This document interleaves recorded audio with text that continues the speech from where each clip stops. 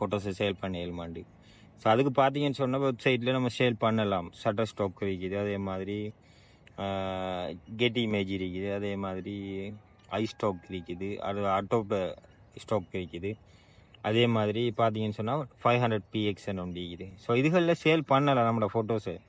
Sale பண்ணலாம் எப்படின்னு சொன்னாக்கா, நீங்கள் அதாவது ஒரு சில வெப்சைட் இருக்குது, நம்மளோட ஃபோட்டோ வந்து யாருக்கு தேவைப்பட்டு அவங்க டவுன்லோட் பண்ணாங்கன்னு சொன்னாக்கா அந்த ஃபோட்டோவுக்கு நமக்கு டவுன்லோடிங் போக போக நமக்கு வந்து ஒரு அமௌண்ட் ஒன்றும் நம்மளோட அக்கௌண்ட்டுக்கு அட் ஆகும். அதாவது எக்ஸாம்பிள் சொல்கிறேன்னு சொன்னால் ஒரு ஃபோட்டோ டவுன்லோட் பண்ணும்போது $0.05 அப்படி வந்து ஒரு சில அமௌண்ட் வந்து அட் ஆகும்.